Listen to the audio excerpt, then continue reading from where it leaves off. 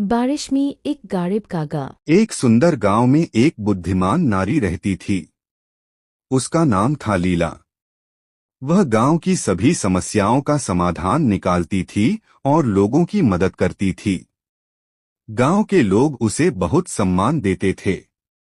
एक दिन गांव में एक प्रसिद्ध ऋषि आए। उनका नाम था आनंद। ऋषि ने गांव में शांति और प्रसन्नता देखकर लीला की प्रशंसा की। उन्होंने कहा, हे लीला, तुमने इस गांव को बहुत खुशहाल बनाया है। तुम्हारी बुद्धि और करुणा से लोग बहुत लाभान्वित हुए हैं। लीला ने विनम्रता से कहा, महात्मा, यह मेरा कोई विशेष गुण नहीं है। मैंने भी जीवन में बहुत संघर्ष किया है। मैंने देखा है कि दुख और सुख जीवन का हिस्सा है। हमें इन दोनों का सामना करने की शक्ति होनी चाहिए। ऋषि ने कहा, तुम्हारी बात सही है, लीला। जीवन में उतार चढ़ाव आते रहते हैं। महत्वपूर्ण यह है कि हम इन परिस्थितियों से कैसे निपटते हैं। हमें धैर्य और शांति बनाए रखनी चाहिए। लीला ने पूछा, महात्मा, आप जीवन में क्या सीखे हैं?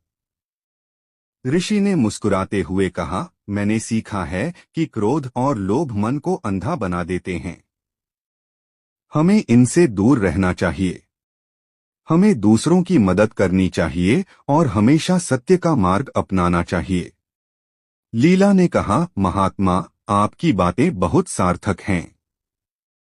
मैं इन बातों को हमेशा याद रखूंगी। ऋषि ने कहा, लीला, याद रखो, ज्ञान केवल किताबों में नहीं मिलता है। यह जीवन के अनुभवों से भी सीखा जा सकता है। हर व्यक्ति के पास कुछ न कुछ। विक्रम एक प्रतिभाशाली युवक था। पढ़ाई में अव्वल, खेलों में दक्ष और कला में रुचि रखने वाला। लेकिन जीवन ने उसके साथ एक ऐसा खेल खेला कि वह धीरे धीरे खुद को ही भूलने लगा। सब कुछ एक दिन में ही बदल गया। एक सड़क दुर्घटना ने उसके माता पिता को छीन लिया। अकेलापन उसे घेरने लगा। घर जो कभी खुशियों का घर था, अब एक खालीपन सा लगने लगा। दोस्तों के साथ खेलने का मन नहीं करता था। पढ़ाई में मन नहीं लगता था। दुनिया से कटने लगा। दिन भर अपने कमरे में बंद रहता। खिड़की से बाहर झांकता, लेकिन दुनिया धुंधली सी दिखती। लोग आते जाते, हंसते खेलते, लेकिन उसके लिए सब कुछ बेजान सा लगता। खाने पीने में भी रुचि नहीं रही। शरीर दुर्बल होता जा रहा था। एक दिन उसके पड़ोसी ने उसे देखा। उनकी चिंता बढ़ गई। उन्होंने समझाया, विक्रम, इस तरह से जीवन व्यर्थ नहीं जाएगा। तुम्हारे माता पिता भी यही चाहते होंगे कि तुम खुश रहो। विक्रम ने सिर झुका लिया। उसे पता था कि वह गलत कर रहा है, लेकिन खुद को संभाल नहीं पा रहा था। पड़ोसी ने उसे एक पुस्तकालय में ले गए।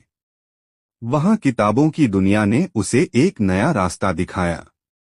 उसने साहित्य पढ़ना शुरू किया।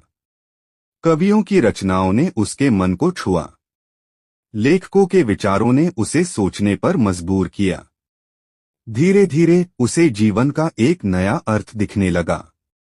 उसने महसूस किया कि वह अकेला नहीं है। दुनिया में भी ऐसे लोग हैं जिन्होंने दुख झेले हैं, लेकिन उन्होंने जीवन से हार नहीं मानी। उन्होंने अपने दुखों को अपनी ताकत बनाया। उसने खुद को साहित्य की दुनिया में खो दिया। लिखना शुरू किया। अपने दुखों को शब्दों में ढालने लगा। धीरे धीरे उसके अंदर एक नई ऊर्जा का संचार हुआ। उसने सोचा, मेरे माता पिता चाहते होंगे कि मैं कुछ करूं। मैं अपने जीवन को सार्थक बनाऊं। उसने एक साहित्यिक संस्था बनाई। युवाओं को लेखन के लिए प्रोत्साहित किया। उनकी प्रतिभा को निखारा। धीरे धीरे वह फिर से उसी विक्रम बन गया जो कभी हुआ करता था। खुश, संतुष्ट और जीवन से जुड़ा हुआ। उसने महसूस किया कि दुख ने उसे तोड़ा नहीं, बल्कि मजबूत बनाया। एक युवक सबको धोखा देने लगा, पत्नी समझाती है। एक कहानी जो हर किसी